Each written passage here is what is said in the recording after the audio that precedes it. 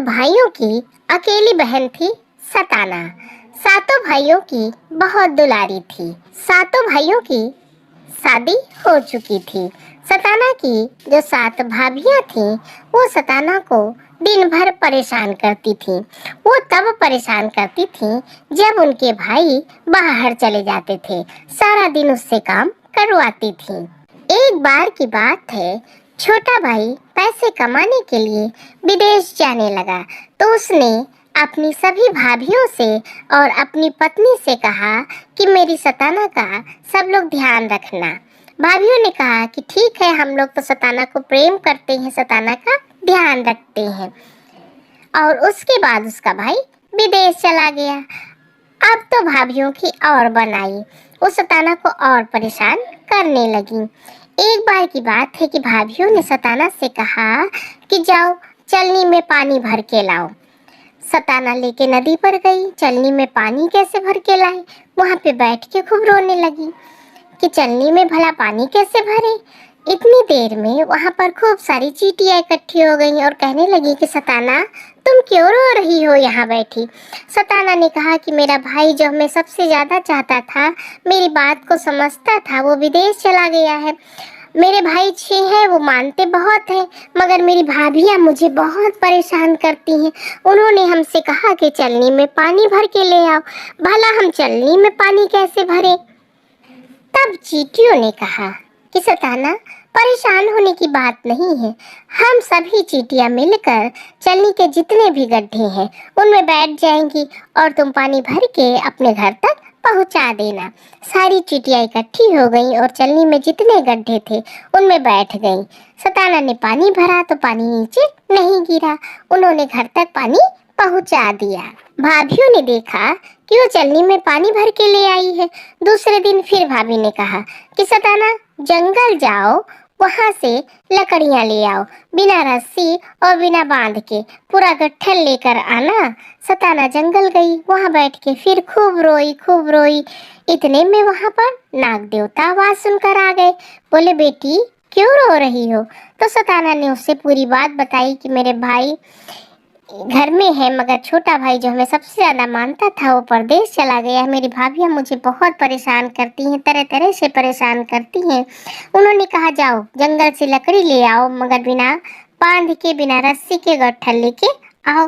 अब हम लकड़ियों को बिना बांध के, बिना रस्सी के कैसे ले जाएं? तो नाग देवता ने कहा कि बेटी परेशान मत हो, तुम लकड़ी का गट्ठर इकट्ठा करो और हम उसमें लिपट जाएंगे।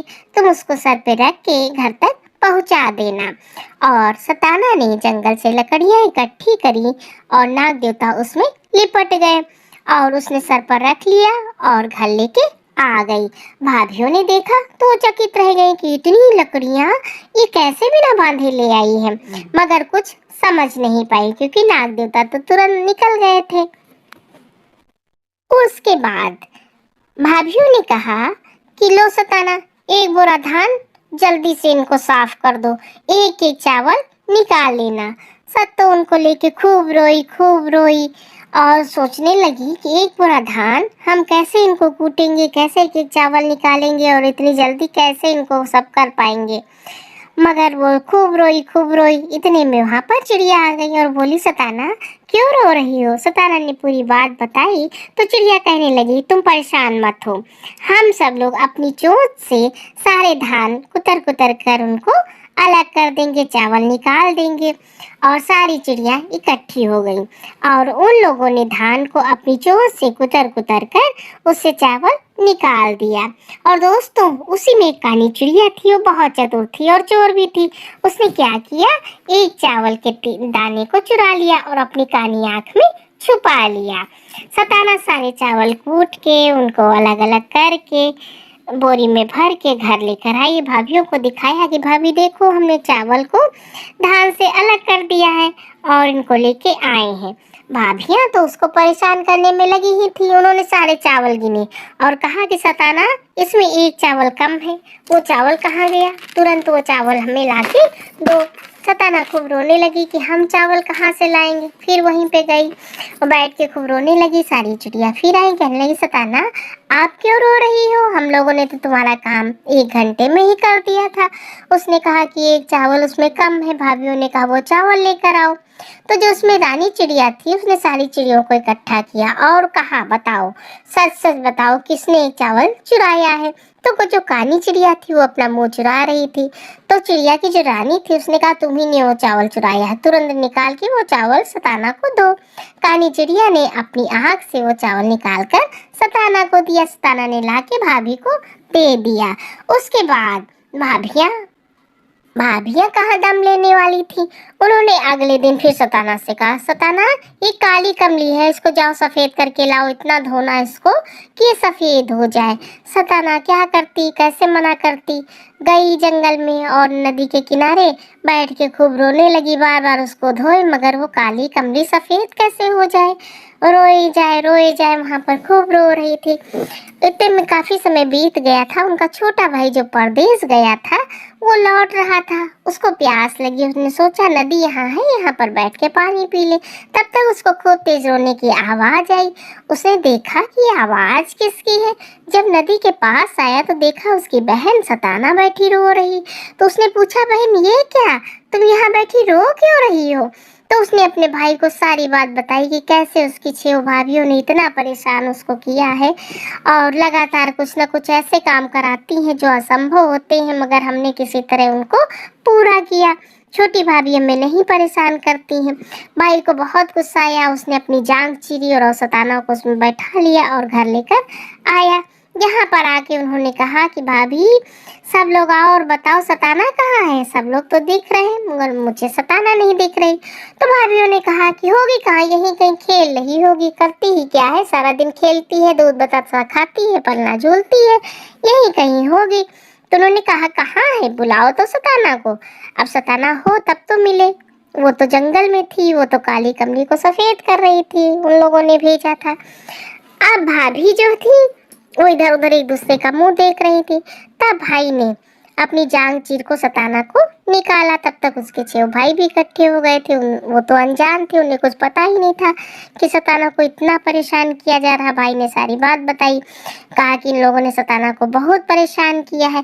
सब भाभियां कहने लगी हमने नहीं परेशान किया, हमने नहीं परेशान किया। तो भाई ने कहा कोई बात नहीं, किसी ने नहीं परेशान किया, चलो चूल्हा जलाओ, उस पर एक कढ़ाई चलाओ, उसमें तेल डालो और उसमें जब कढ़ाई खूब गर्म हो जाए तेल तो उसमें सारी भाभियां आके उसमें उंगली डालो।